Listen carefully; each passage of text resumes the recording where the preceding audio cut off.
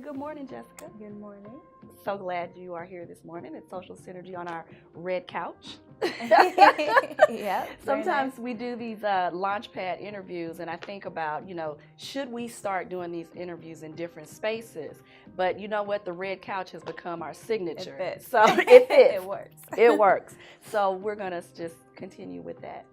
So, Jessica, tell us about your organization and what services you provide and who you help.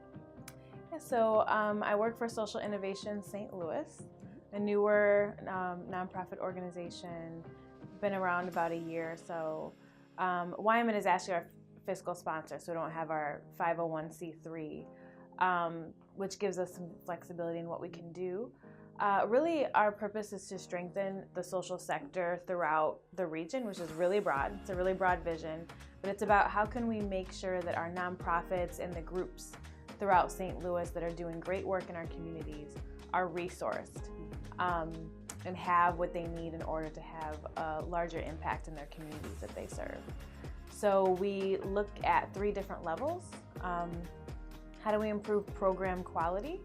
So the programs that our nonprofits are providing, how do we improve quality and how do we replicate what works in our region? Because we have a lot of models that work really well and sometimes they're replicated outside of our community, but how do we make sure that the models that we use in St. Louis are able to spread throughout the region?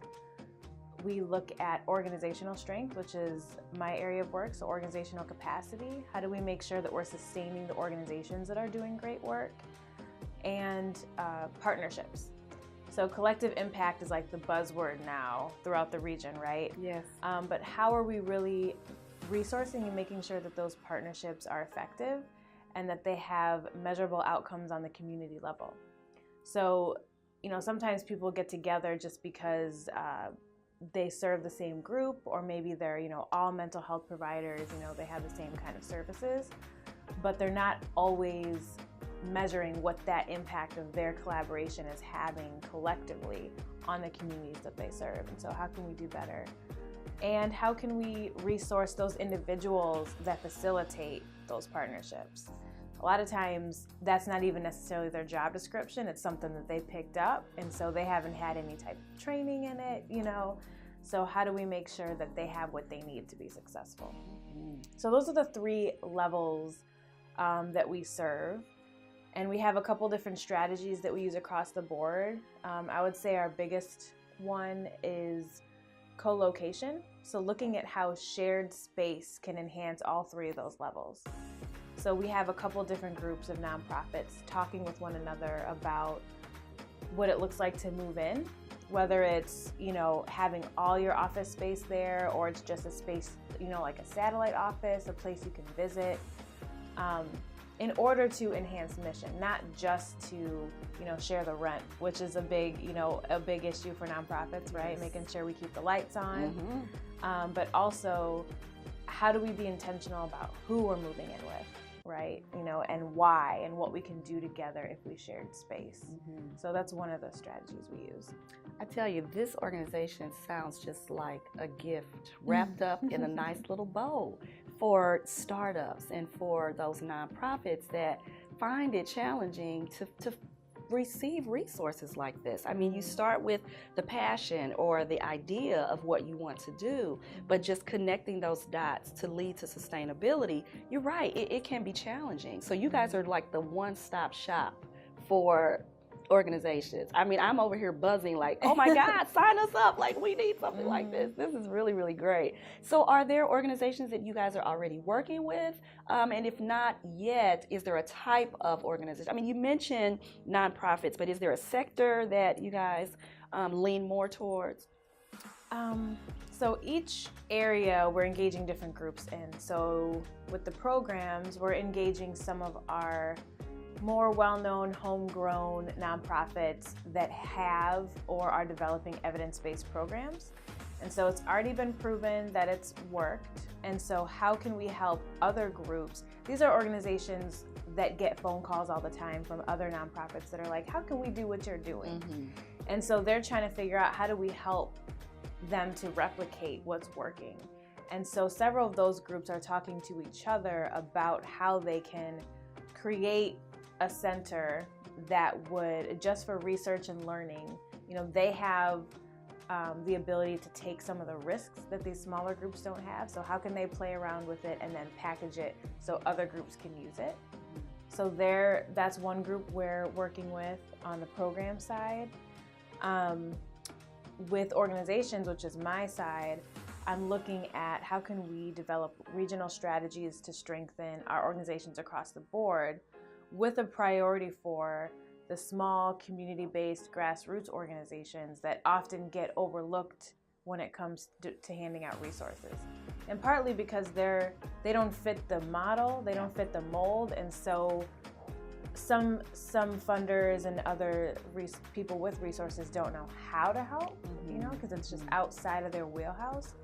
So for me, I feel like starting with them, if you can really help those organizations become strong and viable, then you've created a baseline for other organizations. It's more of a trickle up rather than trickle down, where we usually start with those mid-range and up nonprofits, because they're in a more sustainable place already, so you can just take them further. So I'm right now exploring a pilot that includes groups like that, those smaller groups. And then in our partnership area, we've developed a membership organization called Thread for individuals who lead partnerships and coalitions throughout the region. Wow. So that's about, providing them with professional development and models and tools to help them do that work.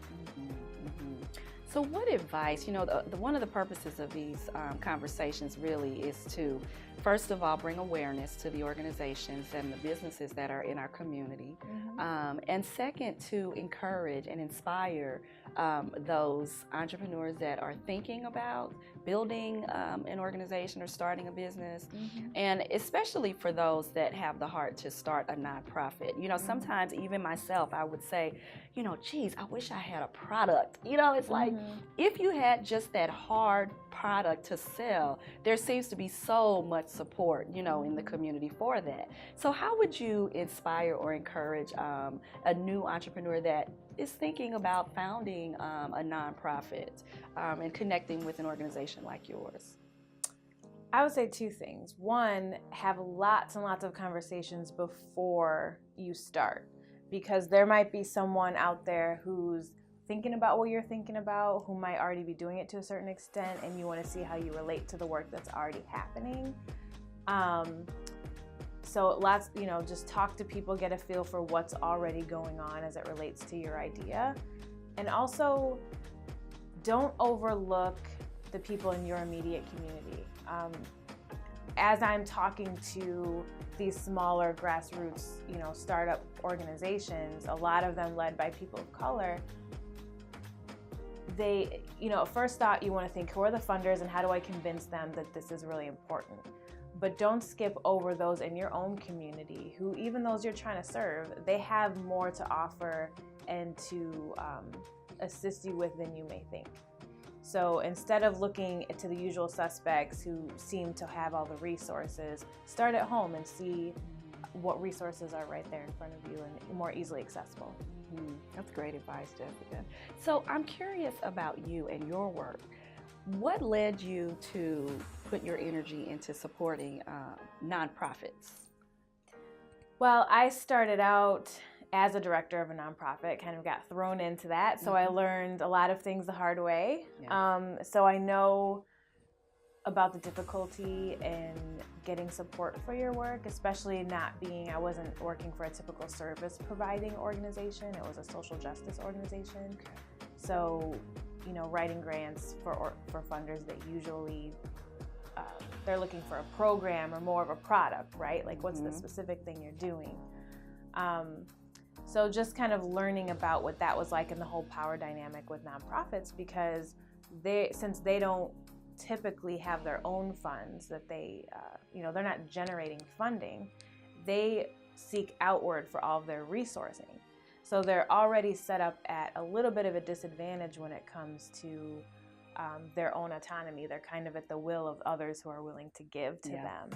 And so when I approach this work, I look at how do we shift that? Because really others need our nonprofits in order to get the work done. A funder really gets its work done through the nonprofits that they support, right? So how do you switch that power dynamic? And I come from a community organizing background, and so I see nonprofits as a community that could be organized to better support one another. So for those that are interested in learning more and getting connected, how can they reach you? They can go to our website, sistl.org, and you'll be able to connect with myself, Paul, or Lisa. We're a team of 3. We've got a big vision and a small team, but we're making it work. So you can reach out to any of us. You can contact us on LinkedIn. My email is jessica@sistl.org. Okay. All right. Thank you, Jessica. Thank you. All right.